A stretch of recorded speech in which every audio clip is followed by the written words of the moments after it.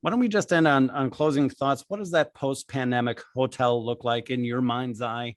What are some of the applications or things that, we've talked about so much, suppressing shuttle service, doing contactless, automation, using data and at our fingertips to be able to drive decisions. Why don't we just go around the room real quick? And what does that post-pandemic hotel look like?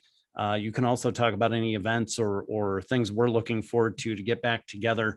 So why don't we start with Brett? What does that post-pandemic hotel look like in your mind's eye?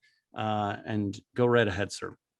All right, thanks for that. No, and I think this is really one of the exciting things that comes out of this. And it's probably a character fault of mine that I tend to be eternally optimistic, and I'm always looking for that silver lining. You're but in good company. See, and I'd rather be that side of the coin, right? But I see there's an appetite right now for more change, for shifting the paradigm. We've already gone through such a paradigm shift in terms of our work, our schooling, and in the hospitality space, what that guest experience is. Guests are coming in with a different set of expectations based on what they just got done experiencing at home. And if they're going to travel and they want to travel because of that pent-up demand, they're going to travel for leisure. But now they want an experience that is not just as good as, but better than what they had at home. And they want something different than what they wanted before. They don't, a lot of them, I'll put myself in that camp, don't necessarily want to spend a lot of time face-to-face with front desk. That contactless journey does resonate. And so I'm also seeing from brands not only the need and desire to reinvigorate that brand relationship, deepen the relationship with the guest, but that means there's some other paradigm shifts, like maybe the way we bring guests onto the network is different. So things like Passpoint, and then if we have a Passpoint infrastructure in place, leveraging that for, guests aren't the only users of our networks. Let's bring on the back of house devices, the headless devices, my CCTV, my IoT devices. And when we bring them on and we bring them on in that context, we now have a lot more information about who the user is, what the device is, what they're doing. And that allows us to really create this sort of 360-degree view of the guest and of the use of my property. And all the technologies are here. It's really now just us connecting the dots to do that on behalf of the brand and on behalf of the owner, to give them those insights and allow them to make much better decisions about their sales and marketing, their upgrades and technology investments, et cetera. So that's where I see that smart hotel is going. And, and I'm excited about it because frankly, most all that technology is ready to go, right? It's really just putting it in place. Right on. Awesome. Why don't we bounce over to Jeff? Stephen, you are on deck, and Beth, you're in the hole. Jeff, go for it. Well, first and foremost, my hotel of the post-pandemic future has Stephen Bronken at the bar buying me drinks. Heck yeah. It also has me at the bar buying you drinks. So I'm glad we aligned. Glad we're on the same page. I see there's a short-term and a long-term game here. I think that the one thing I'm seeing at the hotels that I'm working with right now is the presence of desks or workspaces going back into rooms. That there is an expectation from our guests today that they can do those Zoom calls from their room, whether they're staycationing or workcationing or schoolcationing or whatever they're doing.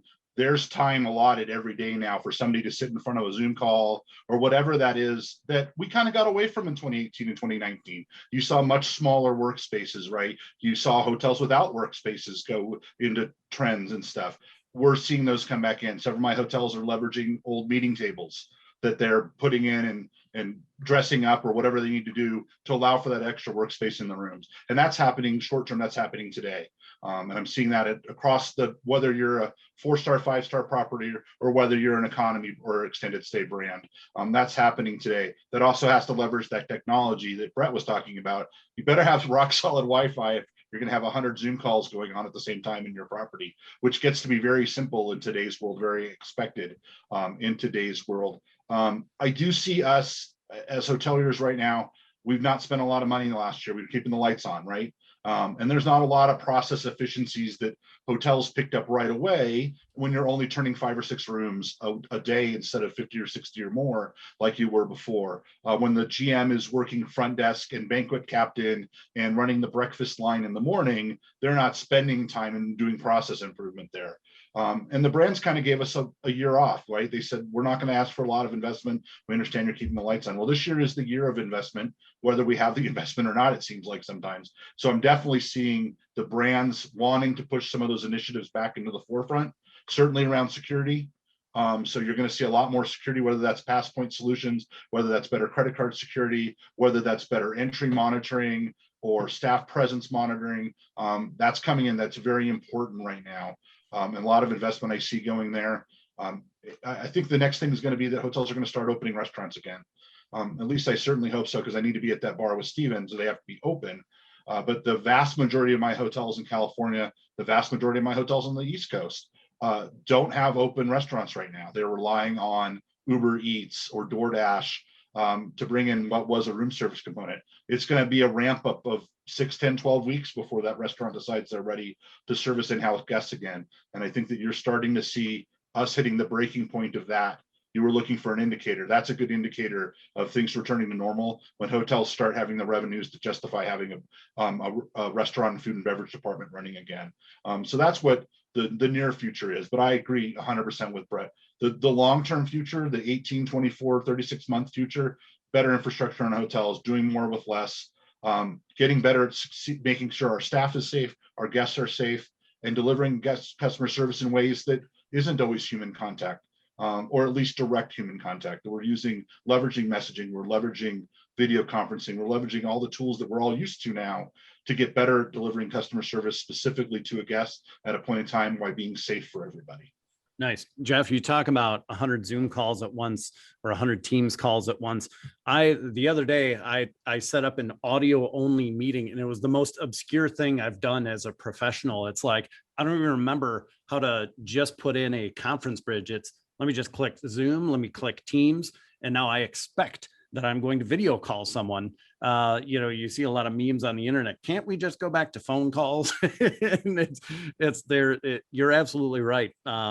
People are just going to be working inside those rooms. There is an expectation, because we can work anywhere and prove that we are productive anywhere. You are going to see a lot of that going back inside the room. So stellar point, sir. All right, Mr. Bronken, you're up, and then we'll close with Beth. Sure. So I think Jeff had a lot of great points. Actually, stole a lot of my stuff. So just ditto for whatever Jeff said, and then I'll add this on top. Plus one. I think it's going to be options. I think for the next, the immediate future, until things get settled on what people want, I think it's going to be options. They're going to be allowed to check in any way that they want. They're going to be allowed to, work in any way that they want. There's going to be all kinds of, as Jeff mentioned, desk infrastructure as well. I think that people are going to try to build that up a little bit, try to bring back not only just the simple desk that was in the room with the uncomfy office chair, but they're actually going to start working on that a little bit better, making the office environment there better. Because in the immediate future, I see people, bring their kids on them. Everyone hasn't gone anywhere in a very long time, and summer's just about upon us. So business people, when they do start traveling again, are going to make that into a business/vacation for their family. And instead of a 3-day trip, they're going to make it a 5-day trip, bring the kids and go out and see the sights, right? I think that's going to happen. I think we're also going to notice, back to the bandwidth infrastructure, a large shortcoming in that. There's a lot of properties out there that have not upgraded their circuits in a very long time. And I think that they're going to be hitting capacity as soon as everybody starts getting back to that travel, because there are going to be those hundreds of Zoom calls going on, and bandwidth that they've had for the last 2, 3, 4, maybe 5, maybe 8 years that they haven't touched in terms of their circuit capacity is all of a sudden going to be flooded because of the uptick, and they haven't even thought about it in the last 8 months. So it's a little bit of everything, I guess. There's going to be a lot of options for a lot of people. There's going to be the messaging as well for short-staffed and so forth like that until people get back to normal. And essentially, there's going to be bandwidth bottlenecking, I guess, is going to be happening very soon. Alternatively phrased, those 10-100 switches and those 802.11g access points ain't going to cut it, bro. Yeah, that's it. I mean, I can imagine. all the 100 meg switches that we're going to be finding over the next 12 months. There's There going we to be a go. ton of them. All right, Beth, you are in the unenviable position of following those guys. Bring us home, Beth. Bring us so- home. But go I'm gonna ahead, bring Beth. it home. I echo everyone's statements. I guess to just kind of package it up, being the caboose here, I The would anchor. say that it really it comes down to the kind of that hyper focus, the understanding that one size doesn't fit all anymore, and that the properties are just going to have to kind of manage to that, where before it was just kind of mostly cookie cutter, right? They could just be, and the guest, they accepted it and they showed up. I think now they need to understand that there's going to be very discerning guests that are going to want to interact in a lot of different ways, and they need to be able to have those options for the guests to feel comfortable and want to come back after they've, maybe taken that first foray into the first trip or whatever, vacation or business trip. So I would say that's really going to be what the rest of this year is going to look like, and into 22 is just really being super focused on just being able to meet all of those ever-changing, kind of ever-demanding guest needs, which is true of the hospitality industry in general. I think it just becomes even more hyper-focused the rest of the, as we reopen and try and get back to some semblance of what the highlights of 2019 gave us.